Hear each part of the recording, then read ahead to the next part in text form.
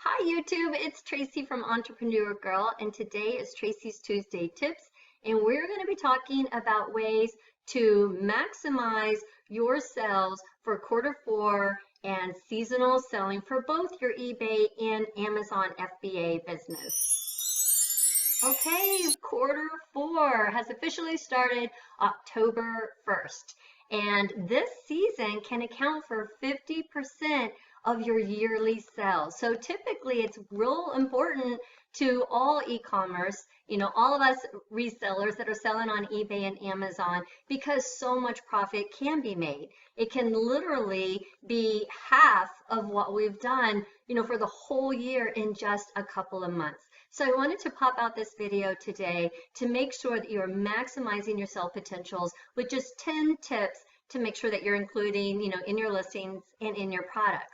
And then at the end, we're just going to kind of cover October, November, December, and January, kind of what I make sure that I do in each one of those months. Obviously, you want to list as much as you can. That kind of goes without saying. I know it's the holidays, I know it's crazy and it's hectic, and I really want you to enjoy the season too, but you do have to ramp up your efforts for quarter 4. So whatever schedule that you have been doing, however many items that you have currently been listing, you want to make sure that you're really, maximizing your time and ramping up your efforts and doing the best that you can to be really productive with the time that you are working. And also, what you want to do is you want to make sure that you're sending in more items than you think you're going to need, because a lot of times what happens is resellers run out of product at the middle of December, and then they're kind of sitting ducks because they don't have enough inventory in their warehouses, and they're losing out on the two most important weeks, which is the another thing that you want to get an early start. You saw a couple videos ago that I started sending in all the Christmas finds, all the Christmas items that I had purchased in January on the after Christmas sales. I collected everything that I could. I put them in a box. Well, I got those boxes out in September, and I started sending in those items because that was stock I already had, and I could go ahead and list early in September. And that way, when October came, I could just focus on new products. Okay, the second thing I wanted to talk to you about is Joe Lister. I don't know if you're familiar with this I'm not affiliated with it in any way, but it is a tool that you could use. So I did want to bring it up because that with Camel are both tools that can kind of speed up the process for you. And one of the things that I do like about Joe Lister is that it can quickly create these eBay listings for you, and then when the item does sell, it goes ahead and creates an Amazon fulfillment to ship it straight to the eBay customer, and then it uploads the tracking information automatically. So it can be a big help to you. And I did want to bring it up. You're going to think I'm crazy, but I want to talk to you about sales, discounting your prices, and I also want to talk to you about demand and raising your prices. And you think, well, that's kind of two opposite things, and you're so right, it is. But why I want to talk to you about this is during the holiday season, two things happen. The first thing is you can look on Camel, which I just mentioned, and you can see how your particular product is trending. How does it trend every holiday season? Does it always typically spike up during fourth quarter? Does it typically fall down fourth quarter? But you can see how it's trended over time, how it's trending this year, how it's trending this quarter so far, and you can get an idea of the demand for your particular item.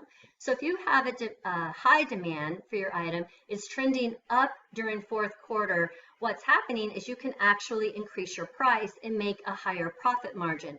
Because sales are so, off the charts for fourth quarter, and because there's so much demand for certain items, you can raise your prices. Everybody will. Everybody makes a higher profit margin, and that would be great if you could do that. So I want you to look on Camel with your product, see how it's trending, and price it accordingly. Having said that, though, another thing that customers really like are sales. Everybody likes to feel that they're getting a good deal. They like to find discounted items. A lot of people shop that way solely for the Christmas season. So if you don't have an item that's trending up or that you can, put at a higher price point when you initially list it, you might want to consider doing some sales, because the profit that you're going to make by the amount of items that you're going to sell quickly offsets the loss that you would take for doing the sale. So if you can look at your profit margin and determine that, hey, I can put this for a couple dollars cheaper and still make a decent profit margin, then you might want to consider putting some of your items on sale for that reason, because it will increase your sales searches. You can look up keyword searches to see what's trending.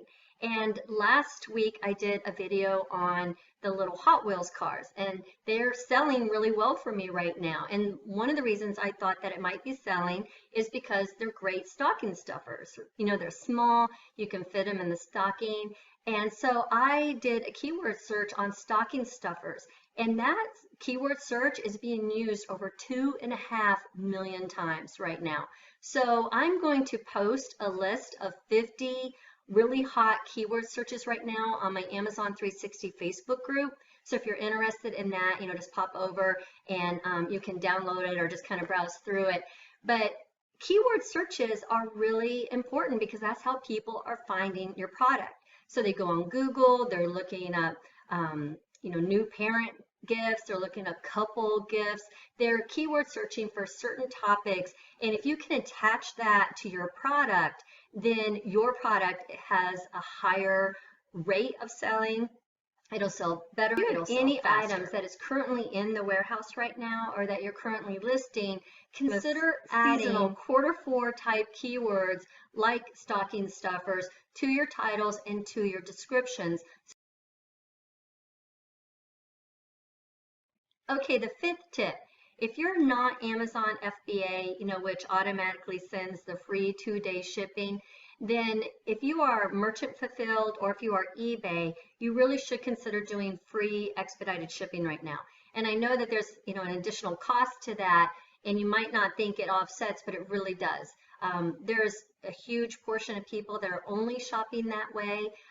Most of the time, people are concerned that they're not going to get their items in time for Christmas, or we have a lot of procrastinators, last minute, shopping for gifts. And so expedited free shipping will increase your sales way more than the added expense of you adding those features to both your eBay and your merchant fulfilled. Okay, the sixth tip. So many people wind down the end of Christmas and they're like, woo, they're glad that that's over with. But sales really keep going through January. It may not be as high, but it's definitely elevated through January. And probably the reason for that is all the Amazon gift cards or the cash that's given for Christmas. And so people are still purchasing and still buying throughout that.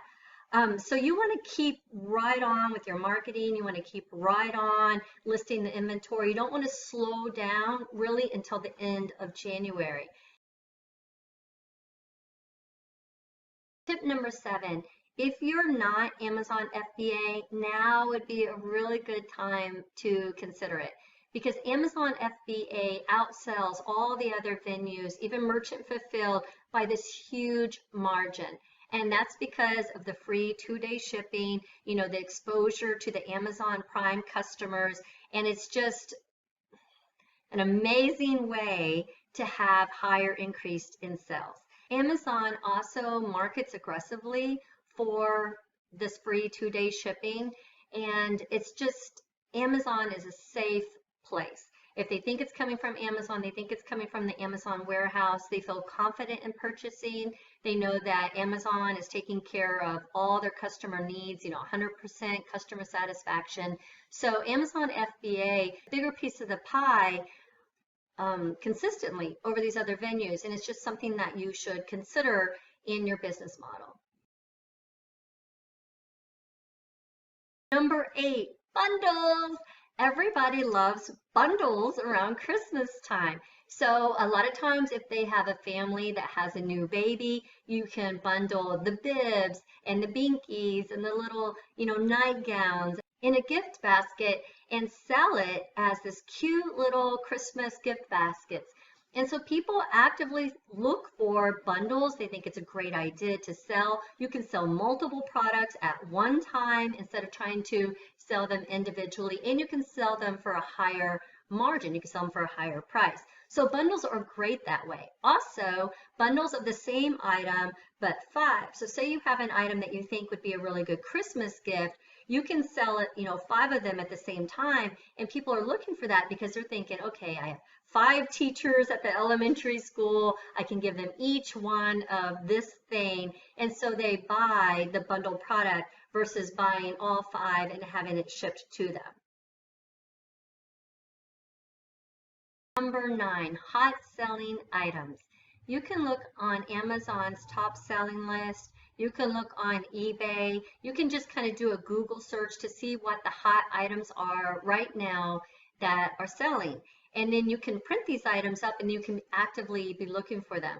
Another thing that you can do if you're an eBay seller is you can, at the beginning of October, you can be hitting garage sales and thrift stores really hard and looking for name brand items. Things that sell consistently throughout the year, but that will just be selling at a higher ratio for Q4. If you're an Amazon seller, kind of on the same bend, there's a lot of store clearances in October. A lot of people are trying to gear up for the holiday season and Christmas, and they're trying to clear out their floor space for these new items. So you can be shopping, in the stores or even online arbitrage and be looking for the 70% or greater sales so you can take advantage of, trying to get all the new items to send in that you can. Okay, the last tip, number 10. I want you to consider items and rankings that you might not normally consider throughout the year. So if a ranking is over a certain amount, like my number is 100,000. If it's over that amount, I'm pretty much not interested unless it's a book, and then, the ranking system's a little different for me. But during Christmas, so many things are selling that don't normally sell through the year. They're selling at a higher ratio. They're selling more quickly. And so I look at rankings slightly different for Q4 than I normally do. I consider things that I wouldn't normally consider. And the same goes for the type of product. Like the Hot Wheels, that was a good stocking stuffer. I find that dog or animal, they get stockings too. And I find that these little doggy toys, the balls and the chew bones and different little things sell really well for Christmas. And those aren't items that I'm typically looking to sell all year round, but that I consider during Q4 because I know that the mindset of people buying is a little different. They're really thinking towards stocking. They're really thinking about little gift ideas for teachers, little gifts that aren't overly expensive that they can give to a karate instructor. And so I'm trying to think of little gift bundles or little things that I can put together to fit those needs. And I don't normally do that throughout the year. So your mindset has to be just a little bit different during Q4. Okay, so those are our 10 tips, and now I just want to briefly cover what I do September, October, November, December, and January to kind of make sure that I'm checking off what I need to check off for Q4 season. So in September, you saw that I was listing all the items that I had purchased throughout the year for Christmas. These are things that I've stored away, and now I'm ready to pull them out and list them. So that's all I'm focusing on in September as far as the holiday season goes, not my normal stuff, but my holiday season goes, is I'm just listing and getting those items out the door. So I have a clean slate for October. Beginning of October, I'm really concerned about the trends. What's trending? There's all kinds of ways that you can find the trends. You can do Google searches. You really focused on the trends. What do I think is going to be a really good seller this season? What do my kids like? What is popular? What are the name brands? What are people really into this year? Because that kind of changes, throughout time. So I'm really focused on sitting down and brainstorming and researching online the current trends that are happening. And then the second half of October, really shop. A bulk of my shopping is done at the end of October. I do all of my online shopping then, because if I do it later than that, I might not be guaranteed to get the goods fast enough that I can list them and turn them around and ship them in and get them into the Amazon warehouse and all of that. So I like to do all of my online shopping at the end of October. I'm taking advantage of all of my brick and mortar store sales.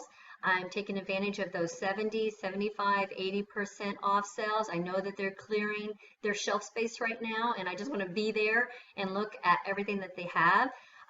Garage sales are typically winding down, so I like to go and take advantage of all of those and hit the thrift stores again. So the end of October, after I've researched my trends and I kind of know what I want to be looking for and thinking about, and then I'm doing big shopping the last 2 weeks of October.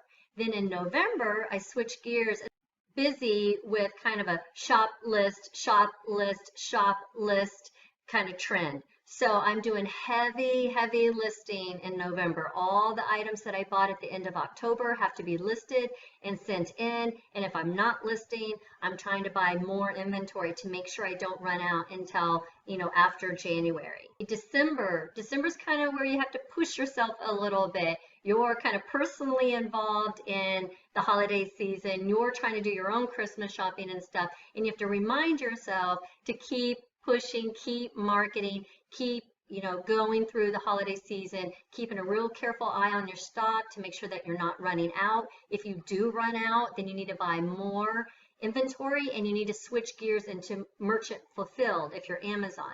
And that way you can be shipping them out and you can still be taking advantage of the sales, with your eBay and your merchant fulfilled Amazon because you ran out of stock on your FBA. But you just want to keep pushing through in December. And then January, I know January, year after year for me, it's been consistent that I still have really good sales. So I think people are just spending their cash, they're spending their gift cards, and I just want to keep my stock going. Here is like the balancing act is more in January. I want to push through the end of January, but I don't want to keep ordering such high volume that I end up with, I have too much stock type of thing. The second thing you're going to be dealing with in January is returns. You just have to expect them. They're just kind of part of the business, and you will have some of them in January. Gifts that are being returned to you as an e-commerce seller, just like a regular store would have high return ratio in January. So you don't want to spend all of your money that you made. You have some policies in place for your returns. I'm all about customer satisfaction, so I just return, give them a little note, sorry, had to return, hope to see you in my store next time, expect a certain percentage of returns, and it's just part of doing business. So that is all I have to cover with you today. I just wish you the best for this holiday season, both with your family and with your business. I hope today's video was helpful to you, and I hope you're really rocking it for Q4. I wish you all the best, and I look forward to talking to you next video. Bye.